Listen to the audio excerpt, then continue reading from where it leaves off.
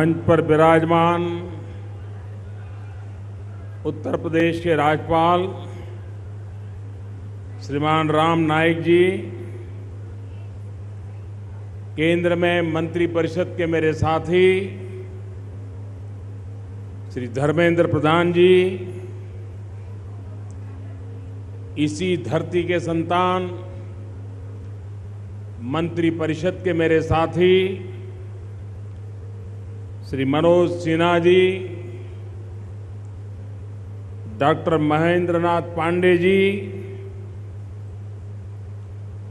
सुश्री अनुप्रिया पटेल जी, राज्य सरकार में मंत्री श्री त्रिपाठी जी, भारतीय जनता पार्टी उत्तर प्रदेश के युवा अध्यक्ष और सांसद में मेरे साथी श्रीमान केशव प्रसाद मौर्य जी, सांसद श्री रामचरित्र निषाद जी, मेयर श्रीमान रामगोपाल जी और विशाल संख्या में पधारे हुए प्यारे भाइयों और बहनों, मैं सबसे पहले काशी वासियों का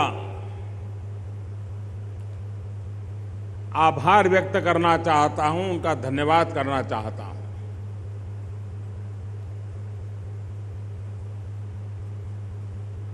जब मैंने टीवी पर देखा, अखबारों में पढ़ा, कुछ यहां के स्थानीय नागरिकों ने मुझे फोन करके बताया कि हम काशी वालों ने छोटी दिवाली मना ली।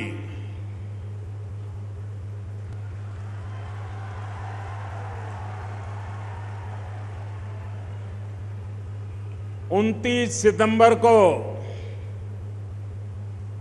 जब देश की सेना ने पराक्रम किया तो पूरा काशी झूम उठा था।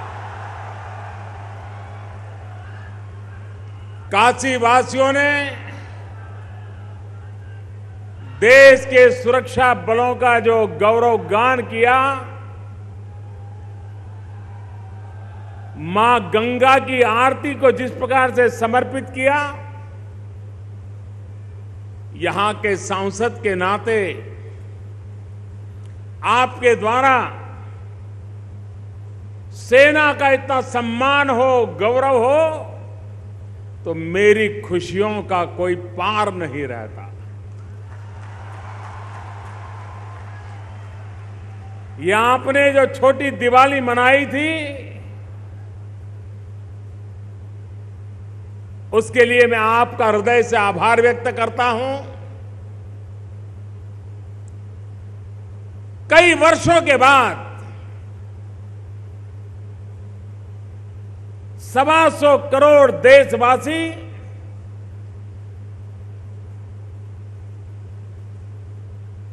सेना के जवानों को एहसास कराने में सफल हुए हैं कि आप अकेले नहीं हैं। 125 करोड़ का देश आपके पीछे खड़ा है।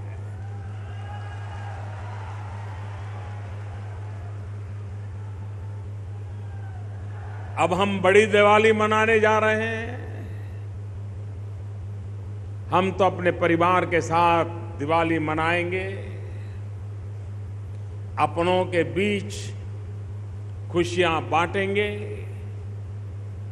दिए जलाएंगे, अंधेरा हटाएंगे, रोशनी लाएंगे, सब कुछ करेंगे।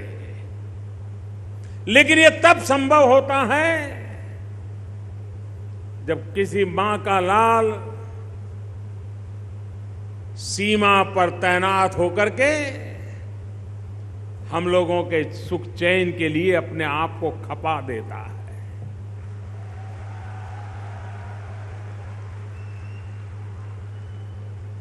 और इसलिए छोटी दिवाली मना करके देश को आपने दिशा दी। मैं काशी वासियों से, मैं उत्तर प्रदेश के नागरिकों से मैं हिंदुस्तान भर के नागरिकों को काशी की धरती से आह्वान करता हूं, इस दिवाली में हम अपनों को जिस प्रकार से शुभकामनाएं देते हैं, हम भी हमारे सेना के जवानों को, हमारे सुरक्षा बलों को दीपावली का संदेश भेज करके उनके प्रति हमारे लगाव का एहसास कराना चाहिए।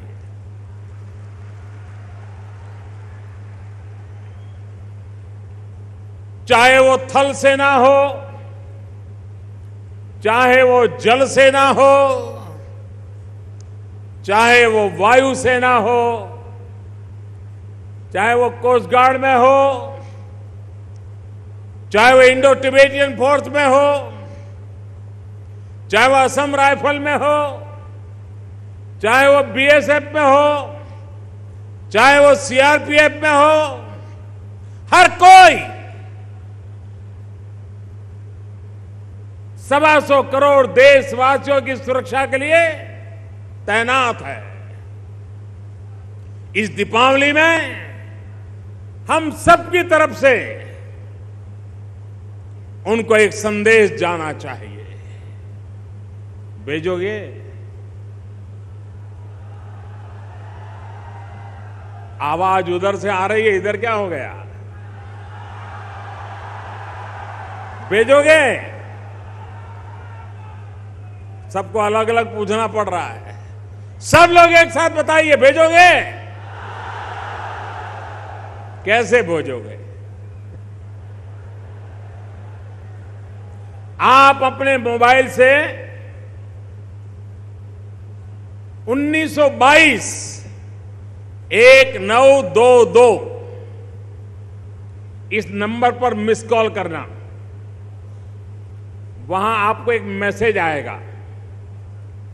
उस मैसेज से आप नरेंद्र मोदी ऐप अपने मोबाइल फोन पर डाउनलोड कर सकते हैं और उसमें सेना के जवानों को संदेश भेजने के लिए एक जगह है, उससे आप संदेश भेजेंगे, देश के सुरक्षा बलों को आपका संदेश पहुंचेगा। तो 1922 नंबर याद रहेगा? आपको याद रहेगा? कुछ लोगों ने तो कर भी दिया होगा।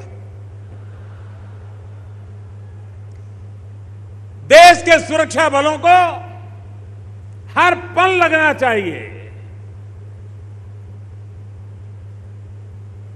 कि हमारी जवानी हम देश के लिए लगा रहे हैं। देशवासियों को हमारे लिए कितना गौरव है, कितना अभिमान है, ये प्रतिपल अनुभव होना चाहिए। सिर्फ बम, बंदूक और गोलियों की आवाज के दरमियान हो, ये काफी नहीं है। दुनिया के कई देशों में अगर सेना के जवान, सुरक्षा बल के जवान हवाई जहाज में जा रहे हो, रेलवे में जा रहे हो और वहां सब पैसेंजर जब उनको देखते हैं, सब खड़े होकर के तालियों से उनका गौरवगान करते हैं और वो वहां से गुजरते रहते हैं। ये सामान्य स्वभाव बना हुआ है। हमारे देश में विशिष्ट परिस्थिति पैदा होती है, पराक्रम की बात आती है, तब तो वो आ जाता है, सब कुछ भक्ति एकदम से उमड़ पड़ती है। लेकिन फिर धीरे धीरे ठंडा हो जाता है। सेना के साथ, सुरक्षा बलों के साथ एक आत्मीय, एक गौरवपूर्ण, एक सम्मानजनक नाता जोड़ने का कल्चर हर हमेश बना रहना चाहिए। विशिष्ट अवसरों पर बना रहे, ये काफी नहीं है। और इसलिए मैंने इस बार खास सेना के जवानों को दिवाली का संदेश भेजा है और देशवासियों को भी कहा है कि आप भी मेरे साथ इस संदेश में जुड़िए। भाइयों बहनों, आज मैं सबसे पहले इन सारे मंत्रियों का, उनके मंत्रालयों का आभार व्यक्त करता हूं, क्योंकि मेरे जैसे एक सांसद के क्षेत्र में आपने इतनी सारी योजनाएं लागू की और मेरे यहां के मतदाताओं की सुविधाओं के लिए आपने इतना बढ़िया बढ़िया काम किया, तो मैं पहले आपका आभार व्यक्त करता हूं। मैं रेलवे विभाग के अधिकारियों का अभिनंदन करना चाहता हूं कि आपने मेरे स्वभाव को भली भांति समझ करके प्रकल्प को समय से पहले पूरा कर दिया। वरना सरकारें ऐसी होती है कि शिलान्यास एक सरकार करती है, उद्घाटन दूसरी या तीसरी सरकार के नसीब में आता है। सरकारें आती हैं, जाती हैं, बदल जाती हैं, लेकिन वो पत्थर वहीं पड़ा रहता है। ये ऐसी सरकार है जो शिलान्यास भी हम ही करते हैं और उद्घाटन भी हम ही करना चाहते हैं। योजनाएं समय सीमा में होनी चाहिए, निर्धारित बजट में होनी चाहिए। हो सके तो समय भी बचना चाहिए, धन भी बचना चाहिए और काम उत्तम होना चाहिए। ये कल्चर विकसित करने का प्रयास दिल्ली में जो आपने सरकार बिठाई है वो कोशिश कर रही है, और मैं आपको विश्वास दिलाता हूं कि हर क्षेत्र में होने वाला है। आपने देखा होगा यहां जितने मंत्री हमारे बोले, जितनी आपको कार्यक्रम की योजनाएं बताई, उसके साथ साथ समय भी बताया, क्योंकि मेरा एक आग्रह रहता है, मैं कार्यक्रम में या कोई फाइल पर साइन करता हूं, पूछता हूं जरा पहले ये बताओ पूरा कब करोगे। योजनाएं सिर्फ अखबारों में छपने के लिए नहीं होती हैं, सिर्फ अखबारों में वाहवाही के लिए नहीं होती हैं। योजनाएं जन सामान्य के जीवन में बदलाव लाए, इसको कार्यान्वित करने के लिए होती है। और इस सरकार का आग्रह है कि हम जो योजनाएं लाएंगे लागू करके रहेंगे।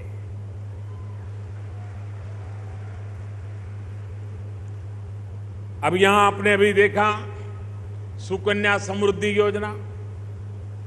अब जिस दिन योजना हमने घोषित की होगी, अखबार में भी आ गया। कुछ लोगों ने जाना, कुछ लोगों ने नहीं जाना, बात पूरी हो गई।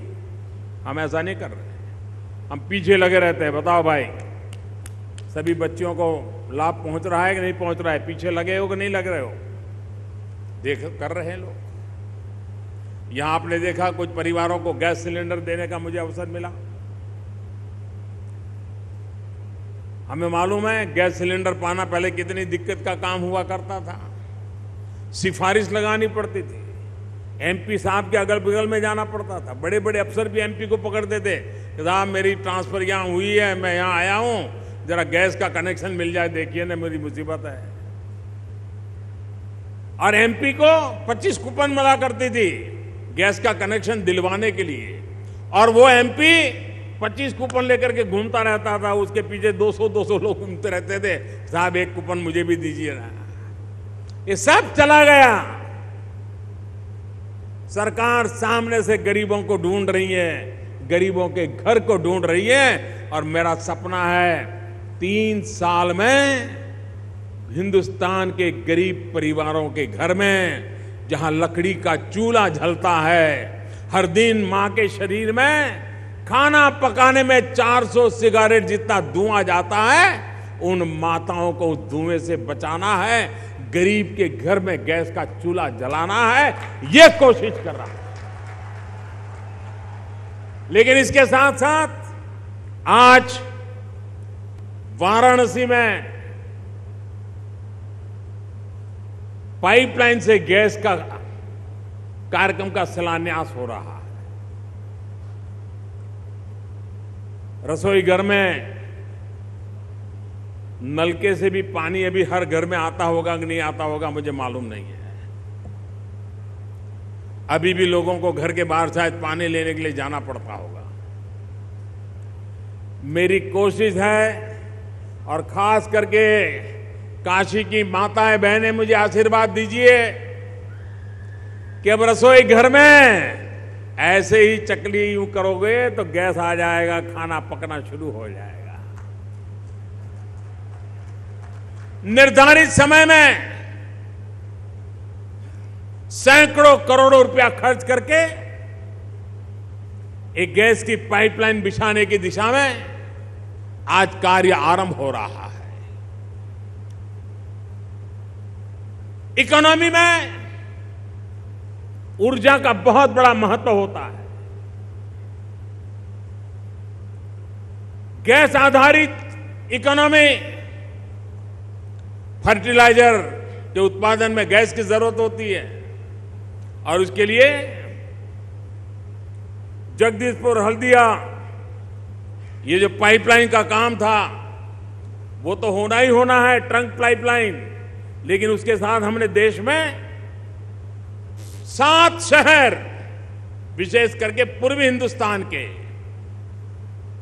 वाराणसी, रांची, पटना, जमशेदपुर, कटक, भुवनेश्वर, कोलकाता, इन शहरों में पाइपलाइन से गैस देने का हमने तय किया है। उसके तहत आज मेरे संसदीय क्षेत्र के परिवारों के घरों में पाइपलाइन से गैस पहुंचाने की दिशा में काम हो रहा है।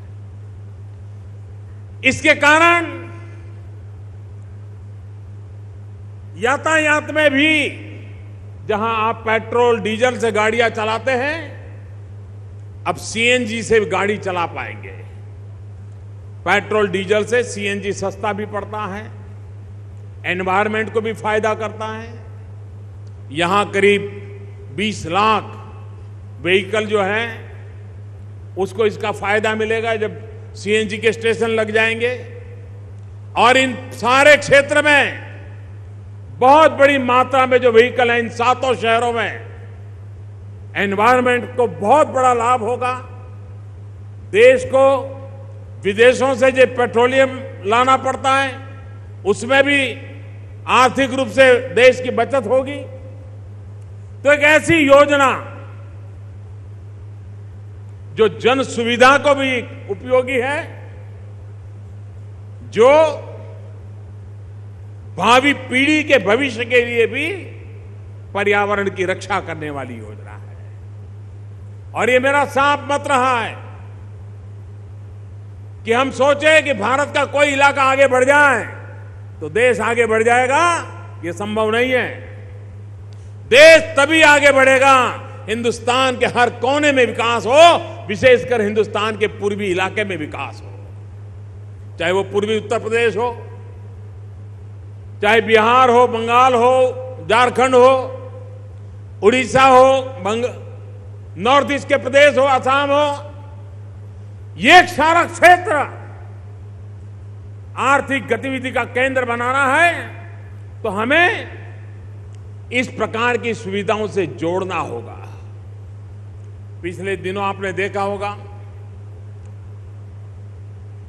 काशी की संगीत की दुनिया को हेरिटेज में स्थान मिला था। वो काशी के लिए गौरव का विषय था। ये सर्व विद्या का केंद्र है। संगीत की दुनिया में काशी ने देश और दुनिया को बहुत कुछ दिया है। उस विरासत को हेरिटेज के रूप में दुनिया के अंदर स्थान मिला। उसी से प्रेरणा लेकर के आज काशी का पोस्टल स्टैंप, और मैं चाहूंगा कि काशी के लोग तो अपनी डाक में ये काशी का ही पोस्टल स्टैंप लगाने की आदत डालें।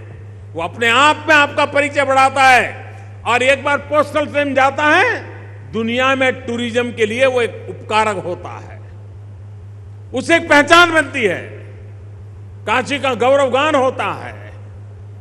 बहुत पहले शहरों की डाक टिकट की कल्पना हुई थी हमारे देश में, लेकिन वो मामला आगे बढ़ा नहीं। हमने काशी को इस काम के लिए चुना, फिर से एक बार शुरुआत हुई है और इसके कारण हमारे इन पुरातन शहर की एक पहचान नए तरीके से दुनिया के सामने पहुंचाने में एक उपकारक काम होगा। आज यहां किसानों के लिए भी एक बहुत बड़ा महत्वपूर्ण राजा तालाब का प्रोजेक्ट, उसका शिलान्यास हुआ है। हमारे किसान बड़े शहरों के अगल बगल में सब्जी पैदा करते हैं।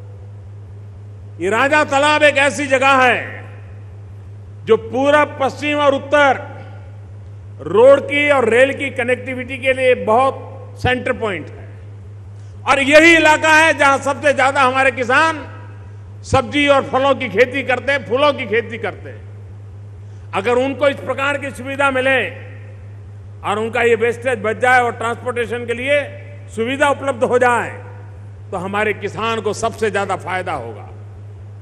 और ये व्यवस्था ऐसी है जो इस इलाके के किसानों के लिए बहुत उपकारक होने वाली है।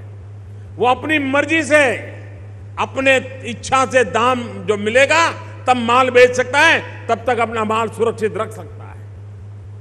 और सुरक्षा मिल जाए, व्यवस्था मिल जाए, ट्रांसपोर्टेशन की सुविधा से वो कनेक्टेड हो, तो किसान न सिर्फ इस इलाके में, वो कलकत्ता लेकर से दिल्ली तक कहीं पर भी अपनी सब्जियां बेचने के लिए पहुंचा सकता है। और यहां की फूल गोभी वगैरह तो बड़ी प्रसिद्ध है, यहां की चीजें बड़ी स्वादिष्ट है, मां गंगा के आशीर्वाद है यहां की कृषि उत्पादन पर, उसका एक अनोखा टेस्ट भी है। तो इसके कारण एक बाजार में उसकी एक पहचान बनेगी। आज हमारे मनोज सिन्हा जी ने काशी को एक और गौरव दिया। डाक विभाग हमारे देश की बहुत पुरातन व्यवस्था है, और डाकिया, जब तक ये टेक्नोलॉजी नहीं आई थी, डाकिया हर घर में इंतजार का कारण हुआ करता था। डाक आए ना आए, लेकिन हर परिवार बाहर झोंकता था, डाकिया आके गया तो नहीं ना। अगर बेटा बाहर रहता है तो हर दिन वो डाकिये को याद करती है। डाक की अपनी एक महत्व है। नए स्वरूप में अब डाक का रूप बदल चुका है।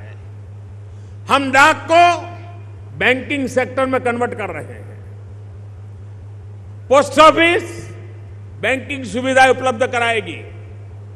देश में आज जितनी बैंक की ब्रांच है, उतनी ही अकेली पोस्ट की ब्रांचेज है, 1.5 लाख से ज्यादा।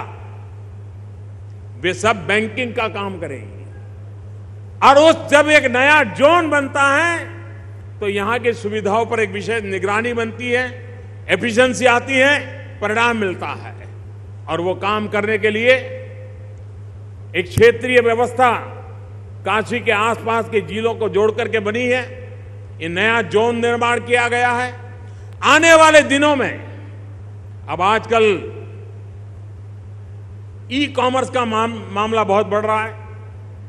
लोग ऑनलाइन अपनी चीजें खरीदते हैं, लेकिन डिलीवरी के लिए वो एक वक्त दूर नहीं होगा जब पोस्ट ऑफिस डिलीवरी के बहुत बड़े केंद्र बन जाएंगे।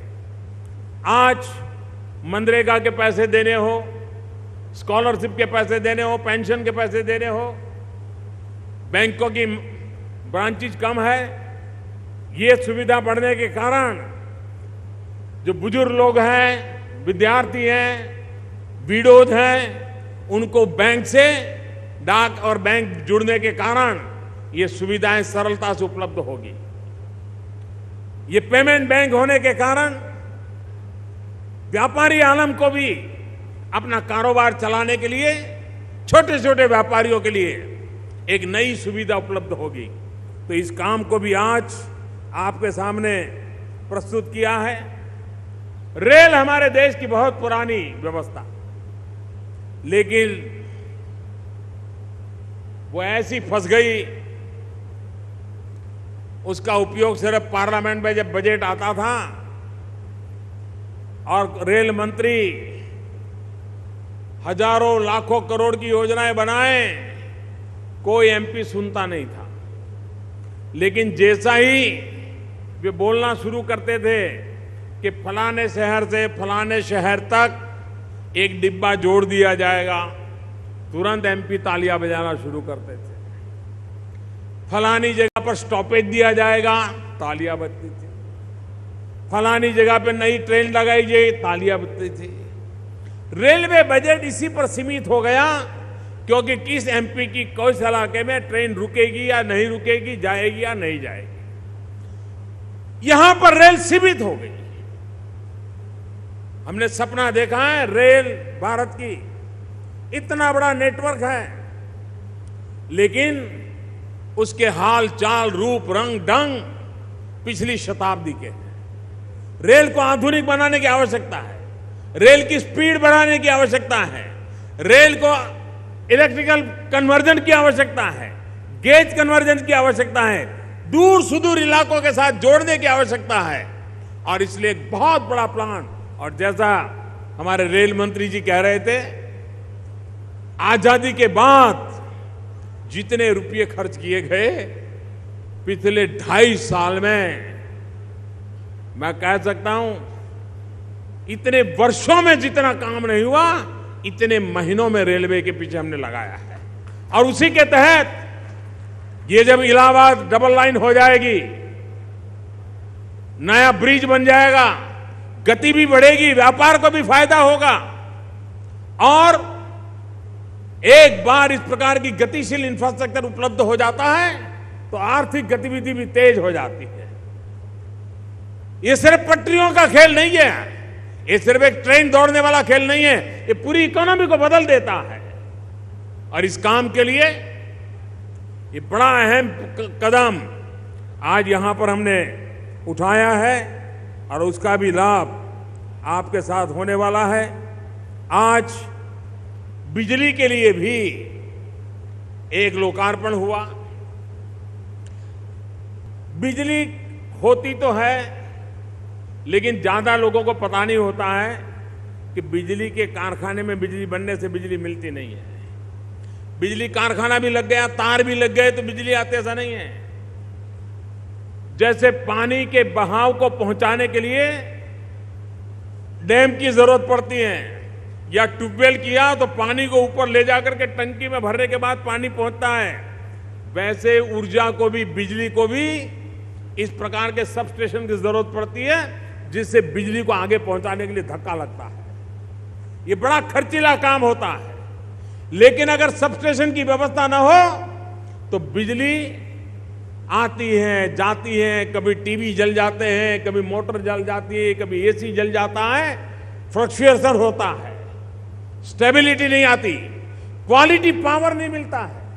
इसके लिए इंफ्रास्ट्रक्चर की आवश्यकता होती है। लेकिन ज्यादातर सरकारों को इस प्रकार के खर्च करने से डर लगता है।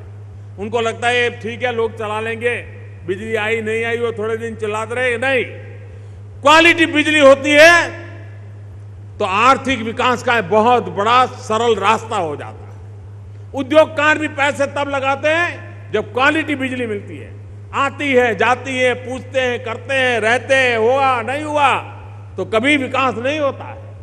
ये जो पावर के सबस्टेशन डाले गए आज, जिसका उद्घाटन हुआ है, वो क्वालिटी पावर की एक गारंटी देते हैं। एक प्रकार से आज इसी एक समारोह में करीब करीब 5,000 करोड़ रुपया का काम काशी की धरती को अर्पित हो रहा है।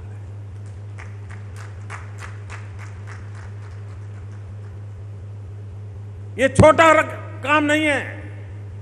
और बड़ी बड़ी योजनाएं मैं कहूं तो आज 7 योजनाएं मेरे काशी वासियों को या तो लोकार्पण के रूप में या शिलान्यास के रूप में आपके सामने मैंने रखी है। एक प्रकार से ये सप्तर्षि है। जैसे आसमान में सप्तर्षि दिशा का काम करते हैं, सप्तऋषि को देख करके समंदर में नाविक अपनी दिशा तय करता है। पहले के जमाने में जंगलों में रास्ता काटने वाले लोग उन सप्तर्षि को देख करके अपनी राह तय करते थे अंधेरे में। ये सप्तर्षि काशी की विकास की राह तय करने वाला एक अहम कदम आज सप्तर्षि के रूप में आज काशी की धरती को मुझे देने का सौभाग्य मिला है। काशी का अविरत प्यार मुझे मिलता रहा है, भरपूर प्यार मिलता रहा है। मैं आपका हृदय से बहुत बहुत आभारी हूं और मुझे विश्वास है कि विकास की यात्रा तेज गति से पूरे पूर्वी भारत को बदलने का काम करेगी और काशी अपनी ताकत दिखा के रहेगी। इस विश्वास के साथ आप सबका बहुत बहुत धन्यवाद।